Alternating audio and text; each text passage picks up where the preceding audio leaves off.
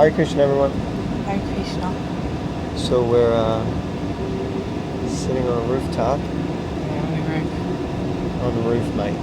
Doing a little reading. If you could just see this view. Should I turn it around real quick? Yeah, go on then. Alright, let's see. Hold tight, fast ride.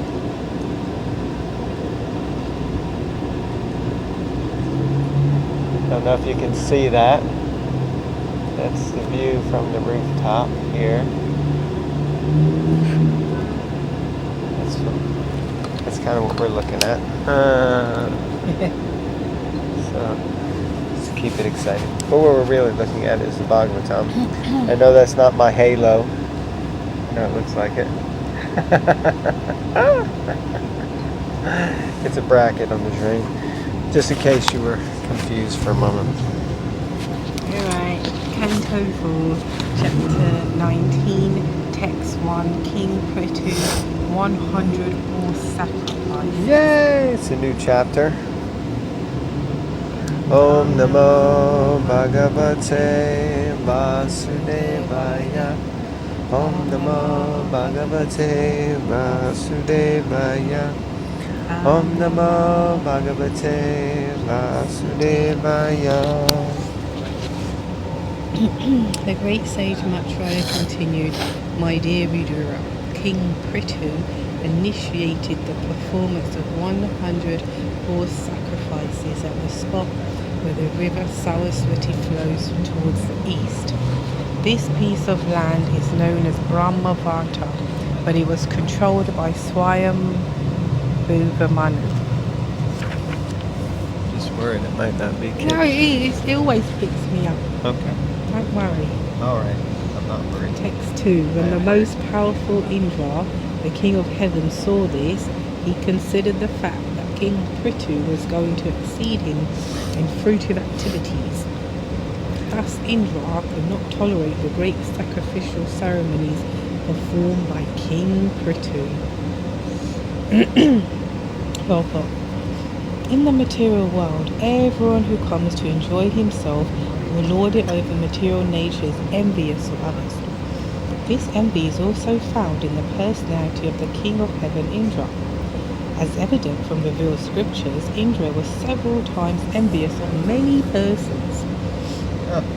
He was especially envious of great fruitive activities and the execution of yoga practices or siddhis. Now, indeed, he could not tolerate them and he desired to break them up. He was envious due to fear that those who perform great sacrifices for the execution of mystic yoga might occupy his seat. Since no one, I'll just pick this up now because we got a helicopter. Every time we... It doesn't matter where we are on the planet. I think it's the Bhagavatam attracts all living entities. Since no one in this material world can tolerate another's advancement, everyone in the material world is called Matsara, envious. In the beginning of Srimad Bhagavatam, it is therefore said that Srimad Bhagavatam is meant for those who are completely nirmatsara, non-envious. In other words, one who is not free from the contamination of envy cannot advance in Krishna consciousness. In Krishna consciousness, however, if someone excels another person, the devotee who is excelled thinks how fortunate the other person is to be advancing in devotional service.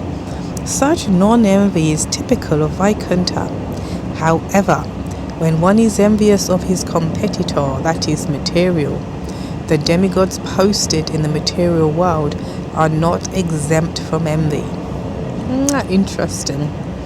It's very interesting, actually, speaking from the point of view of someone who's been around management. It's, I mean, to be frank, I could be Bhava Bhakti, but I'll be frank.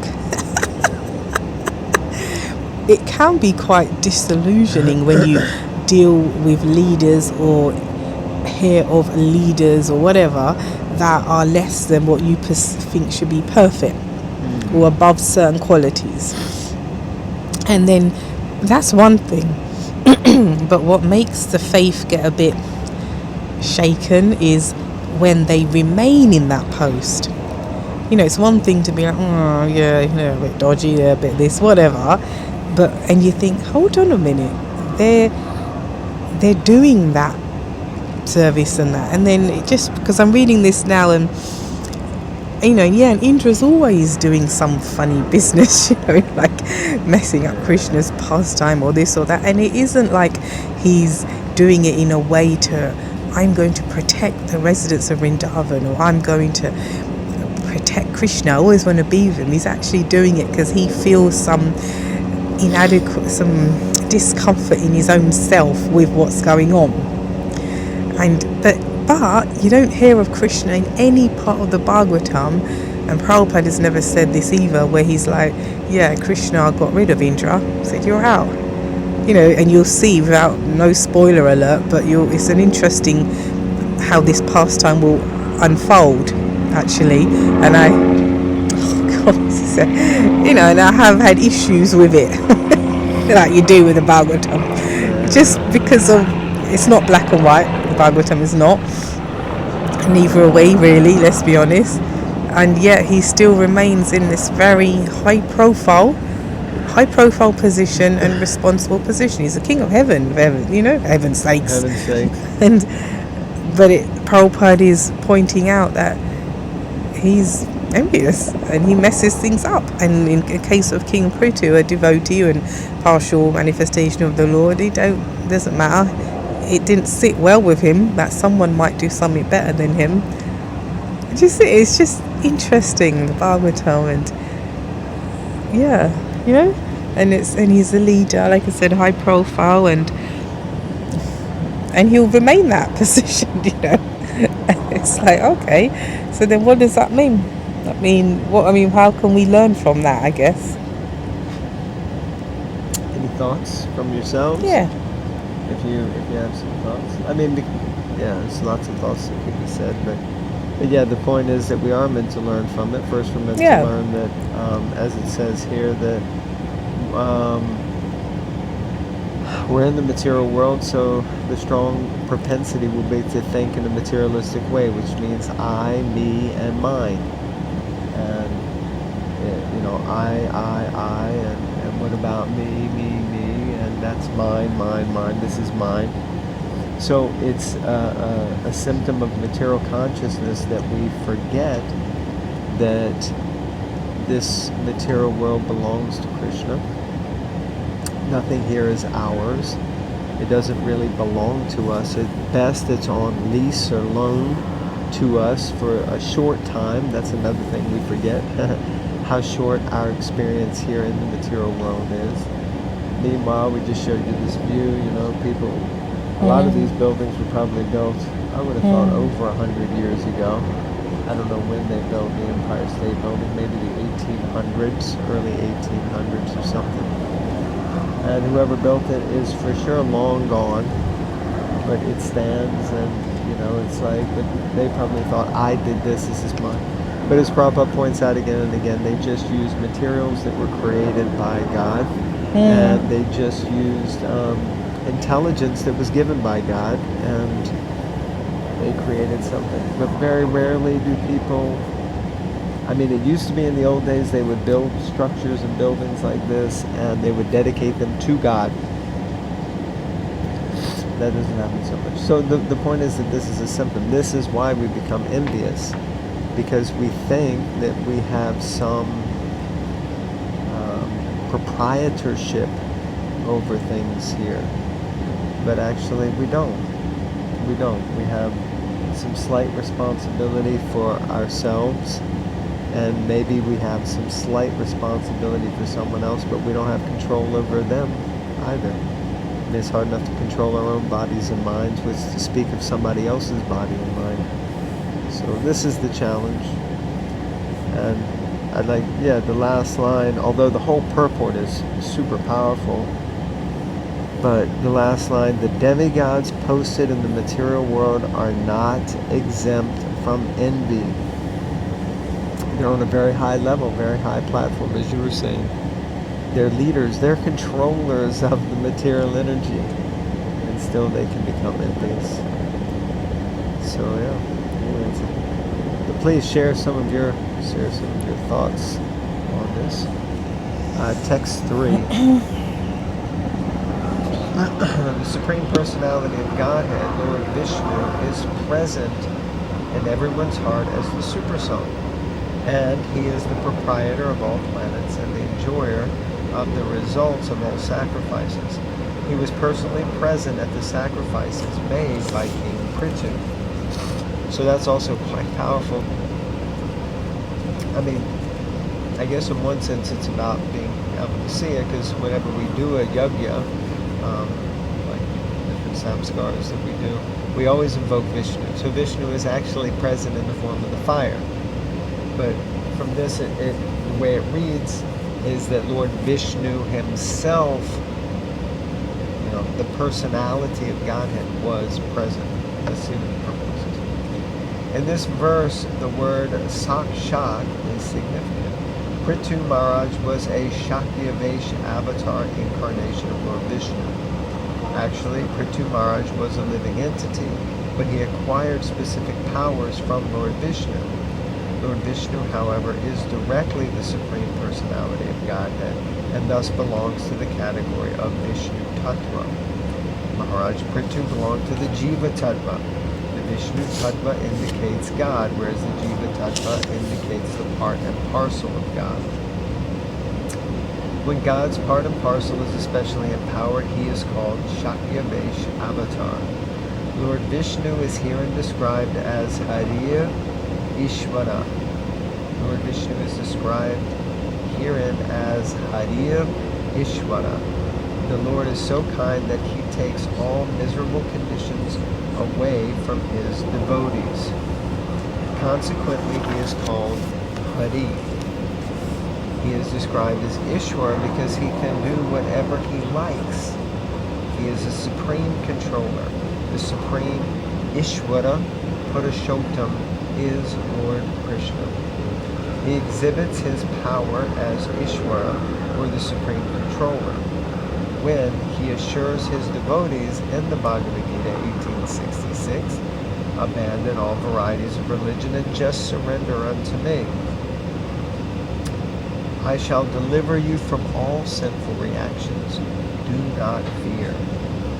He can immediately make his devotee immune from all the reactions caused by sinful life if the devotee simply surrenders to him.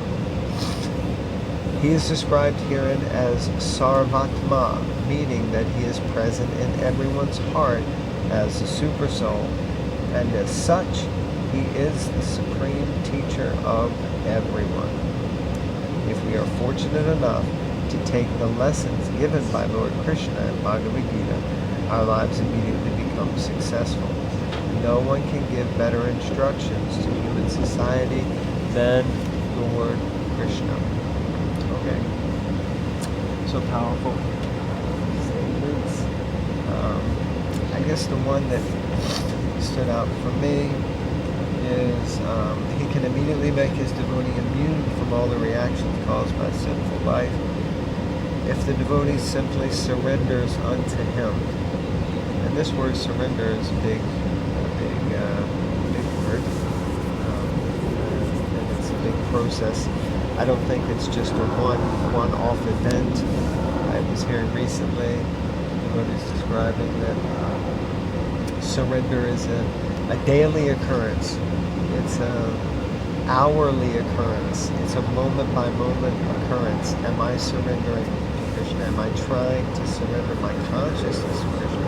Am I trying to surrender my thoughts and my words and my deeds to Krishna? So this is it's a gradual process, but it's also a conscious process. It's not like you say, oh, well, I took a vow to chant 16 rounds, or I took a vow to follow the principles, or I accepted a guru, or I'm reading. Yes, those are all aspects of surrender, but it means a perpetual situation, basically a perpetual acknowledgement of, yes, I'm surrendering again, I'm surrendering more, I'm surrendering like that. Which isn't easy, because we don't want to surrender to anything. True.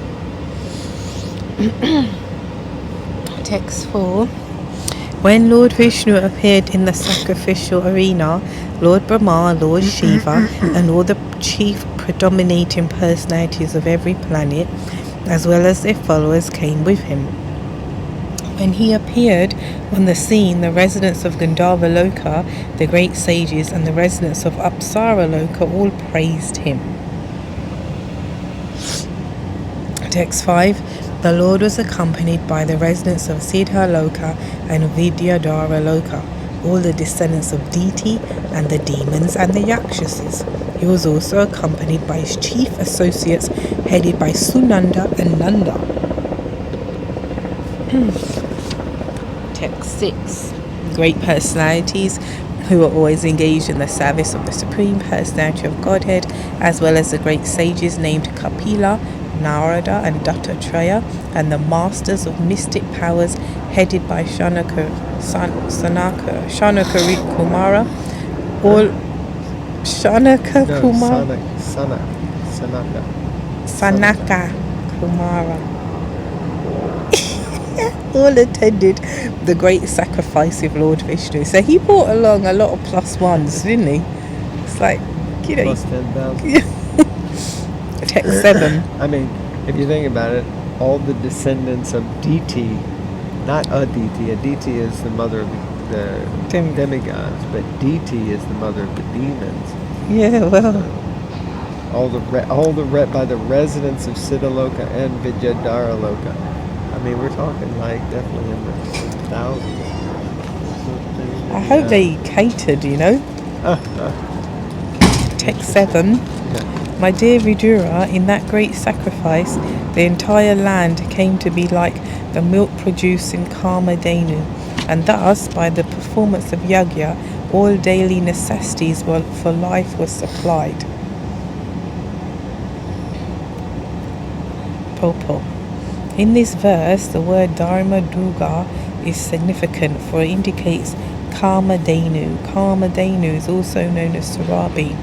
Surabi cows inhabit the spiritual world, and as stated in Brahma Samhita, Lord Krishna is engaged in tending these cows. Surabi abhipalayantam. One can milk a Surabi cow as often as one likes, and the cow will deliver as much milk as required. Milk, of course, is necessary for the production of so many milk products, especially clarified butter, which is required for the performance of great sacrifices. Unless we are prepared to perform the prescribed sacrifices, our supply of the necessities of life will be checked. Bhagavad Gita confirms that Lord Brahma created human society along with yajna, the performance of sacrifice. Yajna means Lord Vishnu, the Supreme Personality of Godhead, and sacrifice means working for the satisfaction of the Supreme Personality of Godhead. In this age, however, it is very difficult to find qualified Brahmanas who can perform sacrifices as prescribed in the Vedas. Therefore, it is recommended in Srimad Bhagavatam, Yagna Sankirtana Praya, that by performing Sankirtan Yagya and by satisfying the Yagya Purusha Lord Chaitanya, one can derive all the results derived by great sacrifices in the past. King Prithu and others derived all the necessities of life from the earthly planet by performing great sacrifices. Now this Sankirtan movement has already been started by the International Society for Krishna Consciousness. People should take advantage of this great sacrifice and join in the society's activities. Then there will be no scarcity. If Sankirtan Yajna is performed, there will be no difficulty, not even in industrial enterprises. Therefore, this system should be introduced in all spheres of life, social, political, industrial, commercial, etc. Then everything will run very peacefully and smoothly. Interesting. What's interesting? Well, that if you take to this Sankirtan movement, everything will run very peacefully and smoothly. don't feel very peacefully and smoothly sometimes in the Sankirtan movement.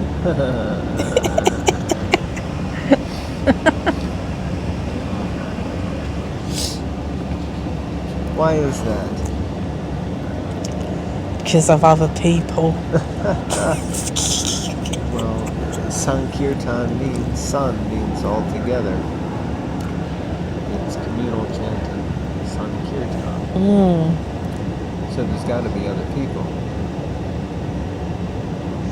No, it's interesting. It's like when you really get absorbed and into it, you transcend stuff. Yeah. And when you're kind of like playing paint by numbers in your Krishna consciousness, you don't, and you get out of it what you're putting in, which isn't much, you know. But you, Go ahead. because you just do what you think. Yeah, I got to do it. I got to go to this place. I got to go to this festival. I got to be seen here. I got to do this. Yeah, I did my rounds. Yeah, I did that. But you just paint by numbers. So then Krishna also just, you know, applies himself as much as you do, as it were. Do you know what paint by numbers is? That's what I would like for you to explain it. Do you know what paint by numbers is? Yeah, it's like when you get a set of paints 1 through 8, and then you have a coloring book, and in the coloring book it says this is a color 1, that section is a color 2, this section is a color 3, and then you paint by numbers. So it basically means that it's kind of, it's easy.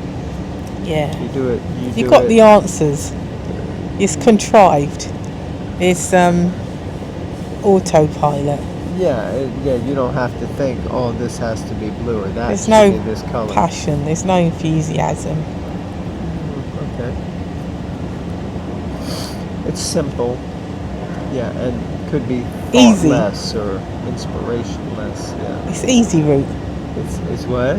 It's the easy route. It's the easy route. I'll make sure I get my 16 rounds done, Prabhupada, and I follow the 4 regs. You said I can go back to Godhead. That's it. And yeah, okay, fine. But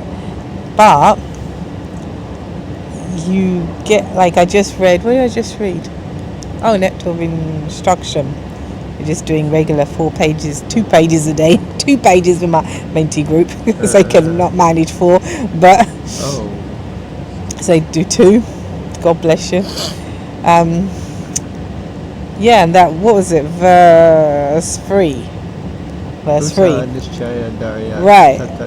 So the first point is you have to be enthusiastic to progress in Krishna consciousness. So that's what I'm going on. It's like I can do just, I do my thing. You know, we know when it gets mundane. We know when it gets humdrum, and that can go on for years, you know.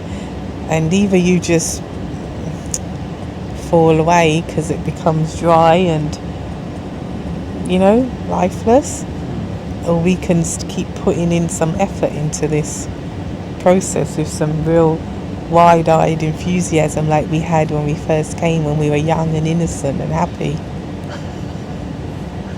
Now we're old and guilty and miserable. Anyway, I hope that makes sense. Please, we encourage comments, we encourage interaction, so we really would like to hear from you. And so please share your comments and read Bhagavatam, and we'll see you next time on Bhagavatam Bites. Hare Krishna. Hare Krishna.